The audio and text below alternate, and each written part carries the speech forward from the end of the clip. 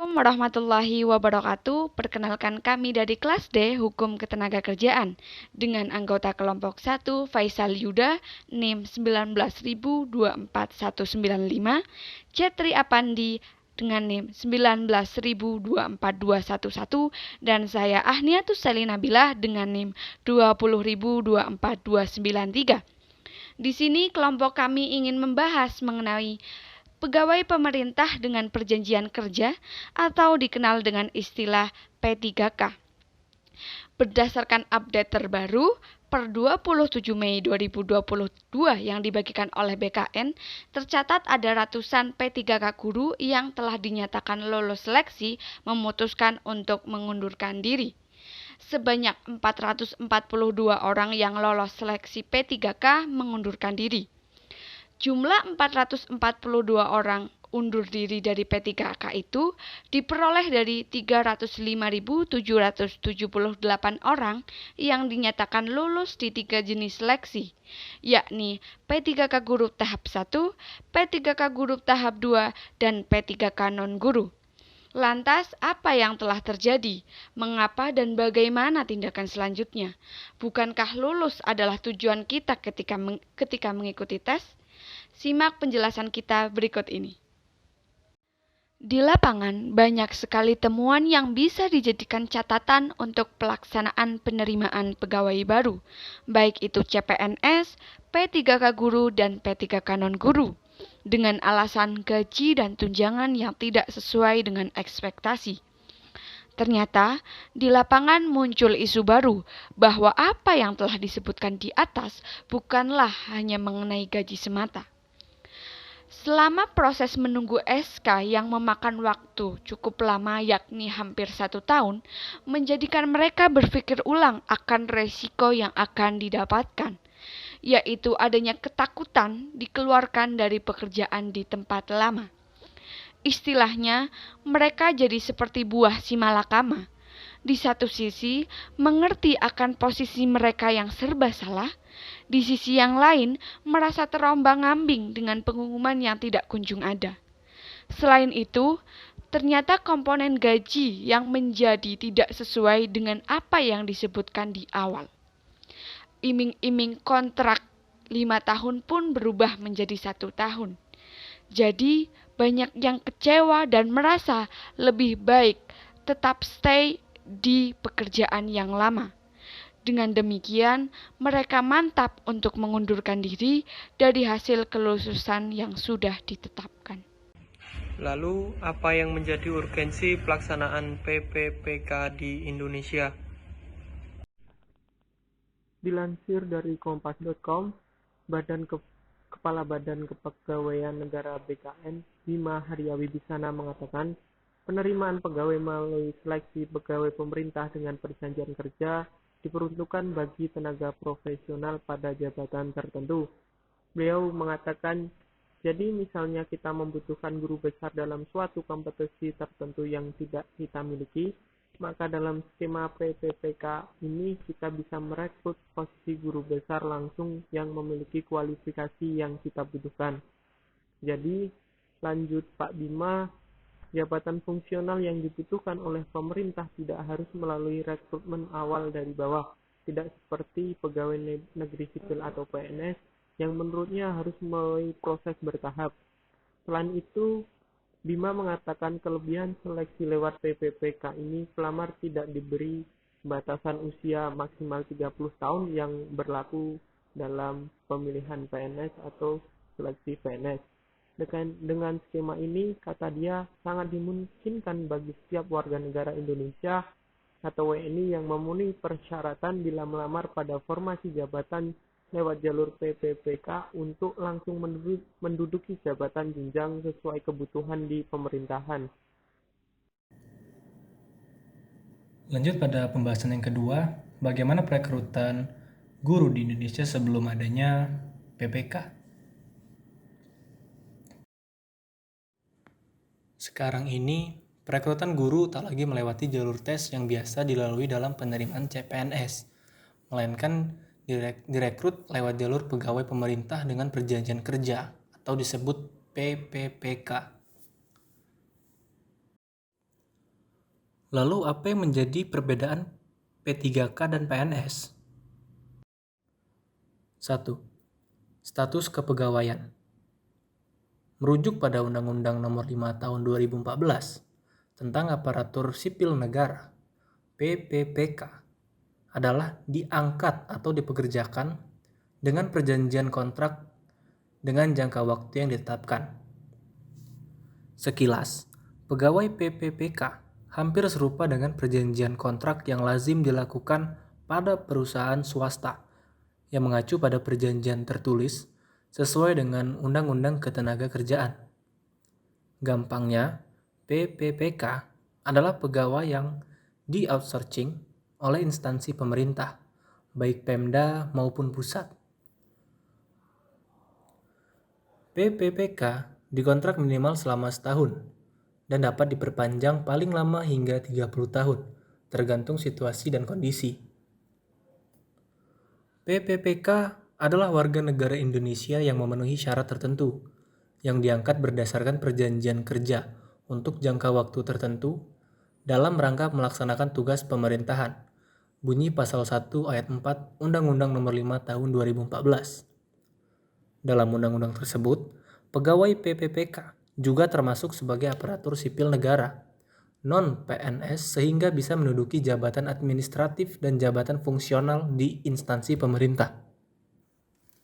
Dengan kata lain, yang dimaksud dengan ASN adalah PNS dan PPK yang diangkat oleh pejabat pembina kepegawaian dan diserahi tugas dalam suatu jabatan pemerintahan atau diserahi tugas negara lainnya dan digaji berdasarkan peraturan perundang-undangan. Sementara, PNS adalah pegawai pemerintah yang bersifat non-kontrak atau tanpa batas waktu. PNS merupakan pegawai yang telah memenuhi syarat yang ditentukan, diangkat oleh pejabat yang berwenang dan diserahi tugas dalam suatu jabatan negeri atau diserahi tugas negara lainnya dan digaji berdasarkan peraturan. Dalam Pasal 1 Undang-Undang Nomor 5 Tahun 2014, PNS adalah warga negara Indonesia yang memenuhi syarat tertentu, diangkat sebagai pegawai ASN secara tetap oleh pejabat pembina kepegawaian untuk menduduki jabatan pemerintahan. PNS diangkat dari CPNS setelah melalui proses seleksi. Pengangkatan PPPK juga diatur tegas dalam UU ASN. Pegawai PPPK direkrut setelah melalui seleksi kemampuan dasar. 2. Gaji dan tunjangan. Perbedaan PPPK dan PNS juga menyangkut soal gaji. Selain gaji, PPPK juga bisa menerima penghasilan lain berupa tunjangan, honor, dan perjalanan dinas yang diatur berdasarkan standar biaya masukan yang dirilis Kementerian Keuangan atau Kemenku. Besaran penghasilan di luar gaji PPPK tersebut sepenuhnya merupakan wewenang instansi pemerintah yang mengangkat PPPK. Dalam pengaturan besaran gaji PPPK, pemerintah sudah mengeluarkan Peraturan Presiden atau Perpres Nomor 98 Tahun 2020 tentang gaji dan tunjangan pegawai pemerintah dengan perjanjian kerja. Ketetapan gaji PPPK juga diatur dalam Peraturan Pemerintah Nomor 49 Tahun 2018 tentang manajemen pegawai pemerintah dengan perjanjian kerja.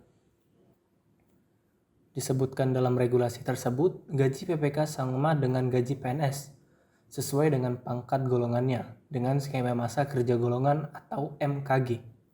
Ini berbeda dengan sistem gaji honorer. Dengan menggunakan skema penggajian berdasarkan golongan sebagaimana yang berlaku pada PNS, gaji yang diterima PPPK akan mengalami kenaikan setelah golongan pegawai bersangkutan disesuaikan atau mengalami kenaikan. Sementara, gaji PNS diatur dalam Peraturan Pemerintah Nomor 15 Tahun 2019. Besaran gaji pokok PNS berjenjang sesuai golongan dan lama masa kerja yang dikenal dengan masa kerja golongan. 3. Perbedaan PPPK dan PNS pada hak cuti. Sebagaimana PNS, PPPK juga mendapatkan hak-hak cuti, kecuali cuti di luar tanggungan. Hak cuti bagi PPPK adalah cuti sakit, cuti tahunan, dan cuti melahirkan.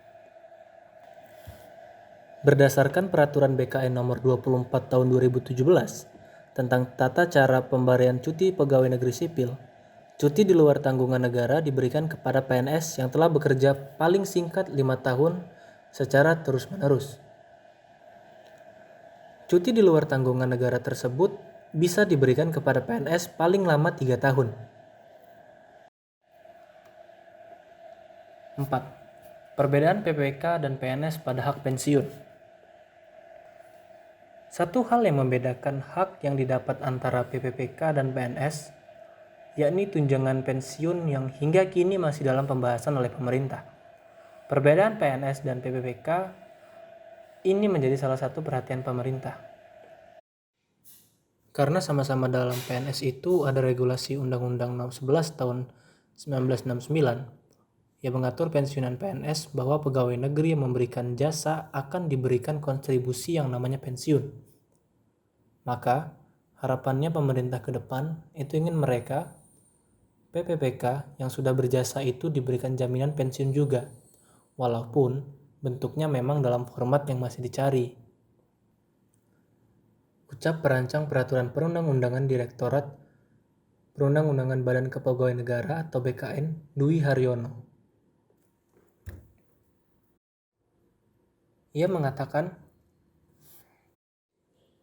Selanjutnya ia mengatakan kontrak PPPK adalah selama 1-5 tahun, menjadi pertimbangan pemerintah sebelum tuntas menggodok insentif pemberian tunjangan pensiun, seperti yang didapatkan oleh PNS selama ini. Meski begitu, Dwi mengatakan kontrak PPK bisa diperpanjang oleh pejabat instansi yang berwenang jika kinerjanya dinilai bagus setelah masa kontrak kepegawaian 5 tahun. Dilansir dalam medcom.id, Ketua Umum Guru dan Tenaga Kependidikan Honorer non-kategori usia 35 ke atas, Nasrullah Mukhtar, menyatakan aturan kontrak itu melanggar undang-undang. Salah satunya, Undang-Undang Ketenagakerjaan hasil Omnibus Law. Nasrullah mengatakan, walaupun pemerintah mengatakan bisa memperpanjang kontrak, itu tidak bisa. Itu melanggar UU. Karena ada Undang-Undang Tenaga Kerja yang kontrak ini nggak boleh. Ia menyebut pemerintah harus menyiapkan status permanen kepada guru honorer saat telah meraih PPPK. Dia meminta Kemdikbud untuk mengeluarkan pernyataan agar menjamin keberadaan dan nasib guru honorer sebagai tenaga pendidik. Kemudian, dia juga menyayangkan tindakan pemerintah yang hanya memberikan afirmasi poin sebesar 15% atau sebesar 75 poin kepada guru honorer agar lolos seleksi PPPK. Tambahan 75 poin dari total 500 poin yang harus dicapai disebut sangat kurang.